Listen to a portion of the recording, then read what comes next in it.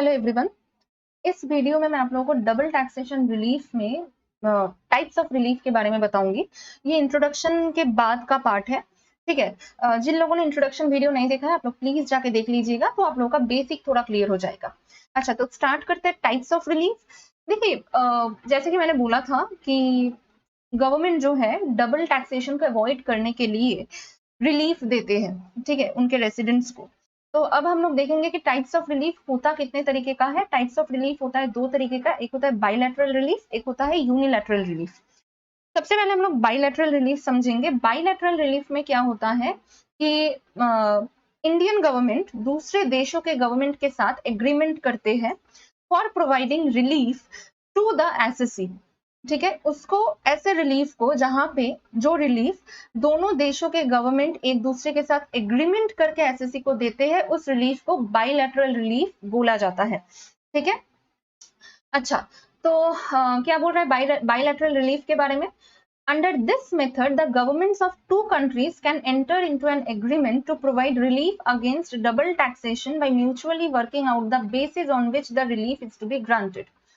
इस मेथड में क्या होता है, जो दोनों कंट्रीज के गवर्नमेंट होते हैं, जैसे कि मैंने पहले ही बताया, वो लोग क्या करते हैं, एक दूसरे के साथ एग्रीमेंट करते हैं for providing relief against double taxation, ताकि जो एसएससी है उसका डबल टैक्सेशन ना हो जाए। क्योंकि इंट्रोडक्शन में मैंने बोला था कि सोर्स कंट्री जो होता है वहां पे भी टैक्स देना पड़ता है, रेसिडेंट कंट्री में भी टैक्स देना पड़ जाता है, ठीक है। तो ऐसे क्या हो जाता है, डबल टैक्सेशन हो जाता है।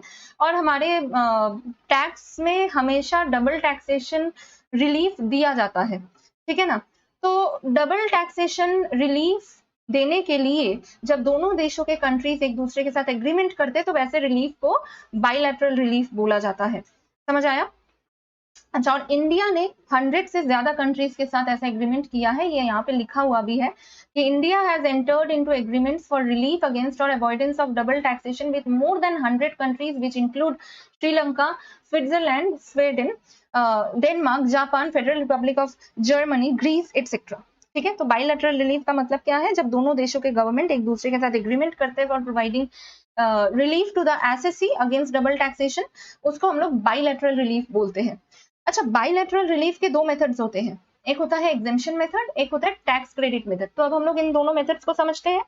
एग्जेम्पशन मेथड का मतलब क्या होता है, एग्जेम्पशन मेथड का मतलब है कि एक पर्टिकुलर इनकम पे या तो सोर्स कंट्री में टैक्स दिया जाता है या तो रेसिडेंट कंट्री में टैक्स दिया जाता है, ठीक है। यानी अगर सोर्स कंट्री में टैक्स दिया गया तो रेसिडेंट कंट्री में एग्जेम्प्टेड है, अगर रेसिडेंट कंट्री में टैक्स दिया गया तो सोर्स कंट्री में एग्जेम्प्टेड है। समझ आया, ये होता है एग्जेम्पशन मेथड। और कौन से ऐसे इनकम है जिन पे या तो सोर्स कंट्री में टैक्स देंगे या तो रेसिडेंट कंट्री में टैक्स देंगे, ये दोनों गवर्नमेंट मतलब दोनों देशों के गवर्नमेंट एक दूसरे के साथ एग्रीमेंट में ही डिसाइड करते हैं, ठीक है। ये हम लोग जब डिटेल में और जाएंगे चैप्टर में तो समझ आ जाएगा। अच्छा, तो यानी एग्जेम्पशन मेथड का मतलब क्या है कि जिस इनकम में मतलब एक पर्टिकुलर इनकम पे टैक्स या तो सोर्स कंट्री में दिया जाता है या तो रेसिडेंट कंट्री में दिया जाता है। समझ आया। अगर सोर्स कंट्री में देता है तो रेसिडेंट कंट्री में एग्जेम्प्टेड होता है, अगर रेसिडेंट कंट्री में देता है तो सोर्स कंट्री में एग्जेम्प्टेड होता है। ये है bilateral relief under exemption method. अच्छा, अब क्या है tax credit method. Tax credit method में क्या होता है, इनकम जो है दोनों कंट्रीज में, जैसे कल जब मैंने इंट्रोडक्शन का वीडियो डाला था वहां पे मैंने यूएसए का एग्जांपल लिया था सोर्स कंट्री का, और रेसिडेंट कंट्री तो इंडिया ही है, ठीक है। तो टैक्स क्रेडिट मेथड में क्या होता है कि अगर यूएसए आपका सोर्स कंट्री है, मैं ये एग्जांपल के तौर पे समझा रही हूँ, ठीक है। तो सपोज हमारा सोर्स कंट्री है यूएसए, तो यूएसए में भी टैक्स देना पड़ेगा according to the provisions of USA, ठीक है। यूएसए के जो टैक्सेबल प्रोविजंस है, यूएसए के जो टैक्स के प्रोविजंस है, उन प्रोविजंस के हिसाब से यूएसए में भी टैक्स देना पड़ेगा। और इंडिया में जो इनकम टैक्स के जो प्रोविजंस है उस हिसाब से हम लोगों को इंडिया में भी टैक्स देना पड़ेगा। तो टैक्स क्रेडिट मेथड में सबसे पहला क्या होता है कि जो इनकम होता है वो दोनों कंट्रीज में टैक्सेबल होते हैं इन accordance with their respective provisions. समझ आया। लेकिन डबल टैक्सेशन अवॉइडेंस एग्रीमेंट के साथ हिसाब से ही होता है, ठीक है। डबल टैक्सेशन अवॉइडेंस एग्रीमेंट वहां पे भी आ जाता है क्योंकि हम लोगों को अल्टीमेटली डबल टैक्सेशन अवॉइड करना है। तो यहाँ पे दोनों देशों में ही टैक्सेबल हो रहा है इनकम, ठीक है ना, दोनों देशों में ही टैक्स दे रहे हैं, तो डबल टैक्सेशन अवॉइड कैसे होगा? अवॉइड इस हिसाब से होता है कि आपका जो रेसिडेंट कंट्री है, जैसे हमारे लिए इंडिया हमारा रेसिडेंट कंट्री है, तो हमारा जो रेसिडेंट कंट्री है वो सोर्स कंट्री में हम लोग जो टैक्स पे करके आते हैं उसका क्रेडिट दे देता है। अब इसका क्या मतलब है?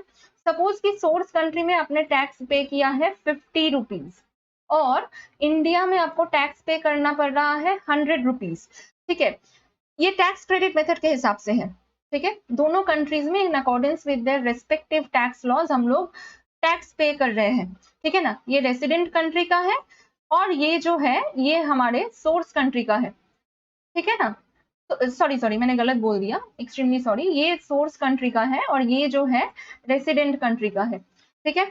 तो रेसिडेंट कंट्री में क्या होगा कि ये जो सोर्स कंट्री में हम लोग टैक्स पे करके आ रहे हैं इसका क्रेडिट मिल जाएगा, ये होता है टैक्स क्रेडिट मेथड, ठीक है, यानी रेसिडेंट कंट्री में हम लोग टैक्स कितना पे करेंगे? 50, ये होता है टैक्स क्रेडिट मेथड। ये जस्ट फॉर एग्जांपल मैंने समझाया है, आगे जब हम लोग डिटेल स्टडी करेंगे तो और अच्छे से समझ आ जाएगा। तो in short tax credit method क्या है, यहाँ पे देखिए बोला गया है income is taxable in both countries in accordance with their respective tax laws, read with double taxation avoidance agreement.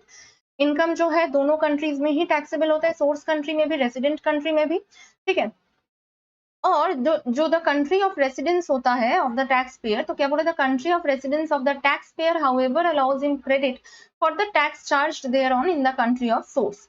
तो जैसे कि यहाँ पे हम लोगों ने एग्जांपल में मैंने दिखाया है कि सोर्स कंट्री में हम लोग जो टैक्स पे करके आते हैं वो हम लोगों को यहाँ पे क्रेडिट मिल जाता है, ठीक है, रेसिडेंट कंट्री में क्रेडिट मिल जाता है, ये होता है tax credit method.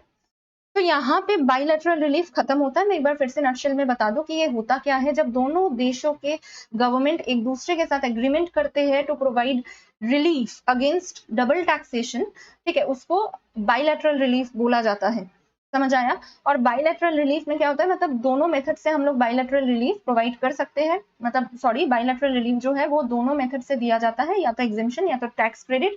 Exemption method में क्या होता है, एक पर्टिकुलर इनकम जो है वो या तो सोर्स कंट्री में टैक्स दो या तो रेसिडेंट में टैक्स दो, रेसिडेंट कंट्री में टैक्स दो, दोनों में नहीं देना पड़ता है। अगर सोर्स में देते हो तो रेसिडेंट में एग्जेम्प्टेड होता है, रेसिडेंट में देते हो तो सोर्स में एग्जेम्प्टेड होता है। टैक्स क्रेडिट मेथड में क्या होता है, टैक्स क्रेडिट मेथड में टैक्स दोनों देशों में देते हैं, लेकिन सोर्स कंट्री में जो टैक्स पे करके आ रहे हैं हम लोग, वो अमाउंट का क्रेडिट मिल जाता है हमारे रेसिडेंट कंट्री में, समझ आया। India follows credit method in majority of its double taxation avoidance agreements. Also, India has introduced foreign tax credit rules under Rule 128, read with Section 90, which allows for granting credit to resident Indians for taxes paid in the other country. ये section 90 जब हम लोग पढ़ेंगे और अच्छे से ये line हम लोगों को समझ आएगा, तो सेक्शन 90 में इसको हम लोग अच्छे से समझेंगे।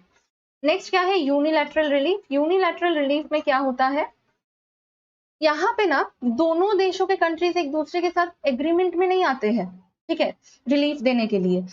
यहाँ पे क्या होता है कि इंडियन गवर्नमेंट का जिन देशों के साथ एग्रीमेंट नहीं है, इंडियन गवर्नमेंट का जिन देशों के साथ एग्रीमेंट नहीं है for providing relief against double taxation, ठीक है, तो तब क्या होता है, तब कैसे डबल टैक्सेशन को अवॉइड करें, ये यूनिलैटरल रिलीफ में बताया गया है।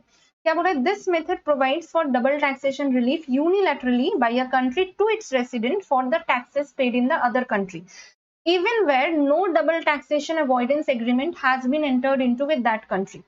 Double taxation avoidance agreement जिन कंट्रीज के साथ नहीं होता है, ठीक है, लेकिन तब क्या होगा, तब तो फिर सोर्स कंट्री में भी हम लोगों को तो देना ही पड़ेगा टैक्स, कोई एग्रीमेंट तो है नहीं, तो एग्जेम्पशन मेथड तो आएगा ही नहीं कहीं से भी, क्योंकि यहाँ पे कोई एग्रीमेंट नहीं है। तो सोर्स कंट्री में तो टैक्स पे कर ही रहे हैं और एग्रीमेंट नहीं है तो ऑब्वियस है रेसिडेंट कंट्री में भी टैक्स पे करना पड़ेगा। लेकिन फिर यूनिलैटरल रिलीफ में जहां पे एग्रीमेंट नहीं है तो डबल टैक्सेशन को अवॉइड कैसे करें, टैक्स क्रेडिट मेथड से, यानी सोर्स कंट्री में जो टैक्स पे करके आ रहे हैं उस अमाउंट का क्रेडिट हम लोगों को मिल जाता है हमारे इंडिया में। इंडिया में जो टैक्स पे करेंगे वहां से हम लोग सोर्स कंट्री में जो टैक्स पे कर रहे हैं उसका क्रेडिट लेके फिर जो बचेगा उसको पे कर देंगे। तो वही बोल रहे this method provides for double taxation relief unilaterally by a country to its resident for the taxes paid in the other country even where no double taxation avoidance agreement has been entered into with that country. India grants unilateral relief through credit method under section 91 to its residents for taxes paid in the country with which India has not signed double taxation avoidance agreement. Bilateral relief का मतलब क्या है, दोनों देशों के government एक दूसरे के साथ एग्रीमेंट करते हैं to provide relief against double taxation, ठीक है। लेकिन यूनिलैटरल में क्या है, एग्रीमेंट नहीं होता है दोनों देशों के बीच में, लेकिन जो रेसिडेंट कंट्री है वो रिलीफ दे देता है। कैसे देता है, टैक्स क्रेडिट मेथड के हिसाब से रिलीफ दे देता है उस अमाउंट का जो अमाउंट हम लोग सोर्स कंट्री में टैक्स देके आते हैं, ठीक है। नेक्स्ट वीडियो में मैं सेक्शन 90 समझाऊंगी।